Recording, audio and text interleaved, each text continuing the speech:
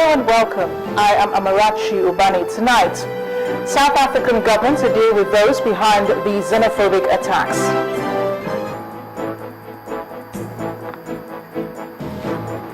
President-elect General Muhammadu Buhari asked Nigerians for time to settle into work after May 29th handover, promises his best. All schools in Chibok, Borno State still under lock and key as parents of missing girls lament abduction.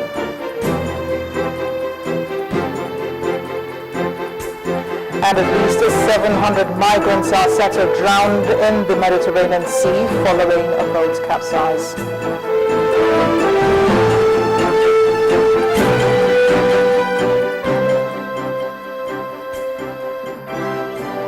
We begin tonight with what could be a strong approach by the South African government to the xenophobic attacks spreading across the country. The government has promised to deal with those behind the recent looting of businesses and attacks on African immigrants. The Minister of Home Affairs, Malusi Gigaba, says 300 people are already being questioned for their roles, and if found guilty, the strength of the law will come down hard on them. Our correspondent in South Africa, Betty Dibia, who was at the press briefing today, also reports the South African President, Jacob Zuma, has cancelled a planned state visit to Indonesia in order to attend to the lingering domestic situation in the country.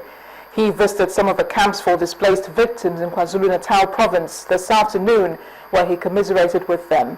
There's expected to be a town hall meeting on Monday in the province where the Zulu King, Goodwill Zwelithini, will host other traditional rulers and government officials to discuss the situation. Meanwhile, a Nigerian mechanics workshop was among other foreign-owned businesses affected by the violence. 307 suspects, mostly South Africans, are said to have been arrested so far. No attacks to adopt the land, and the Minister for Home Affairs says government is looking beyond the surface. Our priority at this stage is not to look at conspiracies and this, that and the other. Our priority at this stage is to stop the violence, stabilize the country, reintegrate the people. The State Security Minister spoke about inciting social media messages which have seen to an increase in the number of displaced persons as people flee ahead of any attacks. But despite government efforts, the nation woke to the painful headline story of Emmanuel Sitole, a Mozambican murdered in broad daylight in Alexandria, Johannesburg.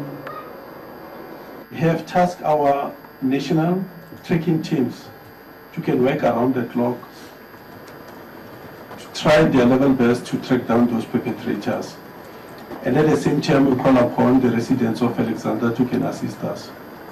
Those who know those perpetrators, those who may have the information, let them not hesitate to share that information with us so that those people they can be brought to book. The police alone will not be able to bring these people to book without the support of communities. I will ask even the members of the NIT. At this height in KwaZulu-Natal, there is a heavy police presence, but some foreign nationals we spoke to are not too confident the police will protect them. At this camp in Isipingo, KwaZulu-Natal, some who spoke off camera asked us for knives to protect themselves with. One Somali guy was shot in front of us, in front of the police, and there was no action against that. The police is being just like as if they are handicapped. They left the police. They are handicapped of what is happening. So, but they don't want to do anything. For us, it's 307. Are they all South African? And majority of them, few foreign nationals, majority of them are South Africans. So it is short. That on its own, it shows that no, we are not biased. And we are doing our level best to protect and to make the people of South Africa to feel and to be safe, including all the foreign nationals who are in the country. President Jacob Zuma asked the people to pray for peace and friendship at all churches this Sunday. And on Monday, all eyes will be on Durban for the big town hall meeting convened by the Zulu King, His Majesty Goodwill Zwelithini. From Pretoria, South Africa, Betty Dibia, Channels Television News. The South African government must fulfill its responsibility of protecting foreign nationals from the recent xenophobic attacks in the country by prosecuting the perpetrators. Professor of International Law and Jurisprudence Nsongura Udombana says if this is not done, the countries affected can seek legal solutions at the International Court of Justice among other avenues. I spoke to him earlier today.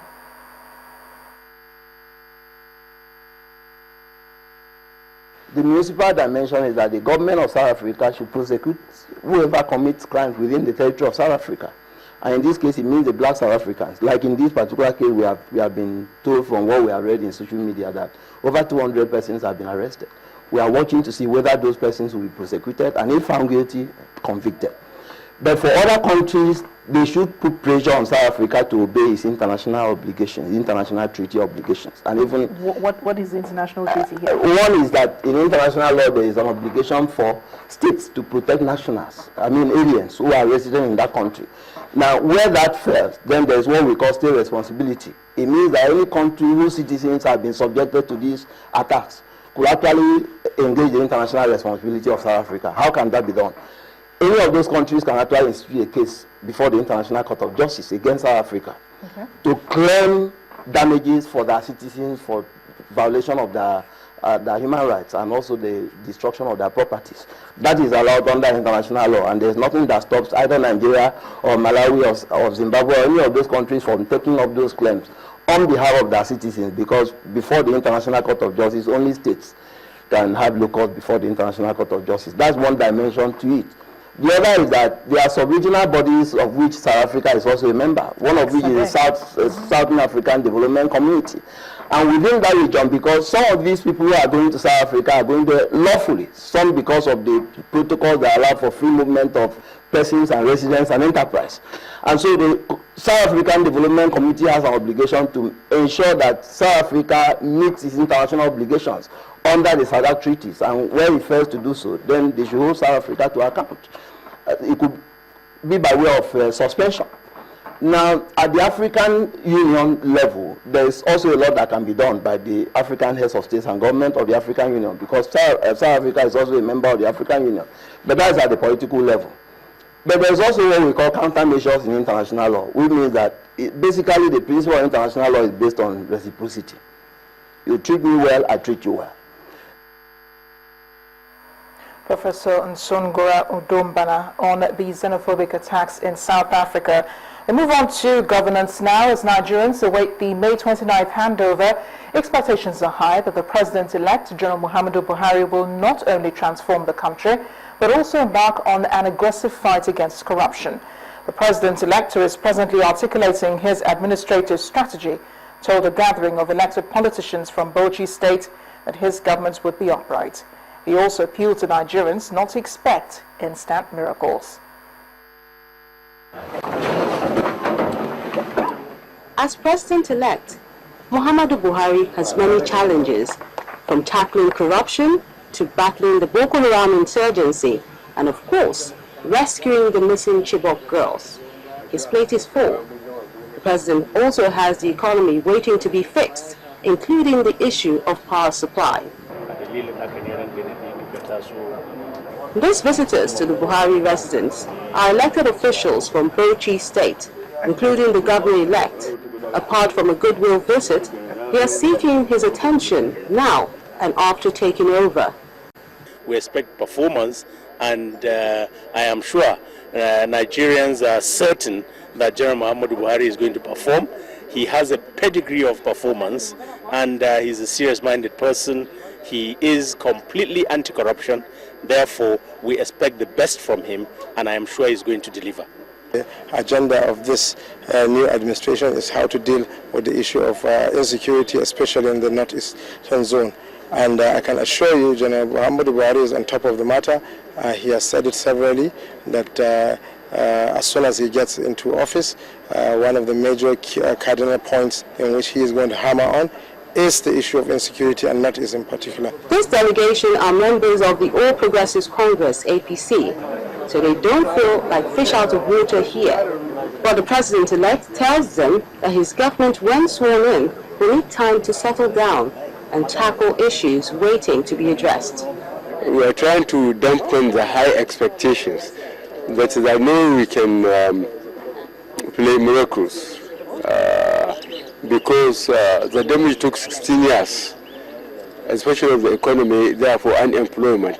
It will take time for us to put the infrastructure correct. start the factories, especially textiles, which employs a lot of people. But now they virtually hardly employ anybody other than people who keep watch on their properties. And of course the unemployment of the youth. So we are banking on agriculture and mining to quickly get able bodies to get some job before a detailed study, is made and implementation starts.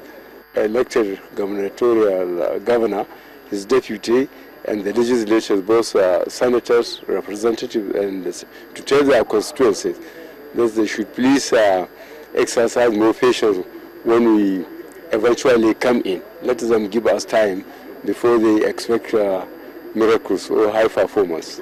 He also uses the platform to thank Nigerians for voting him and his party at the federal level, and he promises not to let them down. In part 2 after the break, Ondo State government indigents speak about a deadly, strange disease which has left 20 people dead. That's in a moment. Please join us again.